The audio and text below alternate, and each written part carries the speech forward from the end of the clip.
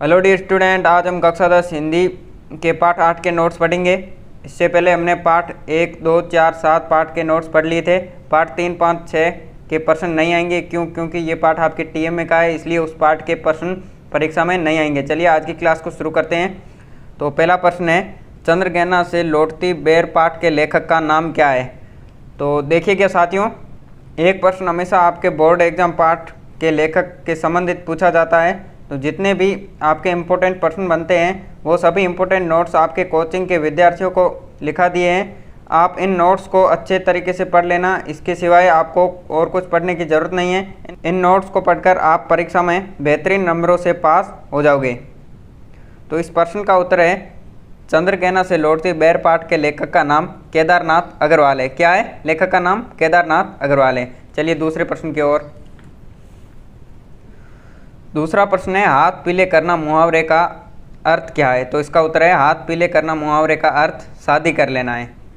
चलिए तीसरे प्रश्न की ओर। तीसरा प्रश्न है, फाग गाता मास फागुन आ गया पंक्ति में कौन सा अलंकार है। तो इस पंक्ति में अलंकार पूछा गया है। तो इसका उत्तर है, फाग गाता मास फागुन आ गया है पंक्ति में मानवीकरण अलंकार है। कौन सा अलंकार है? मानवीकरण अलंकार है। चलिए चौथे प्रश्न की ओर। चौथा प्रश्न है, ग्रामीण अंचल की भूमि किसके लिए अधिक उपजाऊ है। तो इसका उत्तर है, ग्रामीण अंचल की भूमि प्रेम प्यार के लिए अधिक उपजाऊ है। आई बात आपको समझ में। चलिए पांचवें प्रश्न की ओर।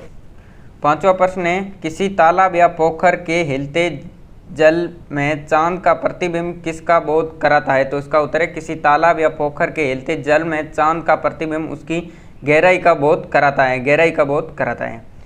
चलिए छठे प्रश्न की ओर। छठा प्रश्न है, बगुला किसका प्रतीक है। तो इसका उत्तर है, बगुला समाज के ढोंगी लोगों का प्रतीक है जो दिखावा कुछ करते हैं और उनका आचरण कुछ और ही होता है, अर्थात शोषक का प्रतीक है। आई बात आपको समझ में। सातवां प्रश्न है, सातवें प्रश्न का प्रश्न है, मछली किसका प्रतीक है। तो इसका उत्तर है, मछली आम आदमी का प्रतीक है जिसे हर कोई अपना शिकार बनाना चाहता है। चलिए आठवें प्रश्न की ओर। आठवां प्रश्न है, हृदय का दान से क्या अभिप्राय है। तो इसका उत्तर है, हृदय का दान से अभिप्राय प्यार करना है। तो चलिए दोस्तों, आज की क्लास में इतना ही। मिलती है अगली क्लास में। तब तक के लिए जय हिंद, जय भारत।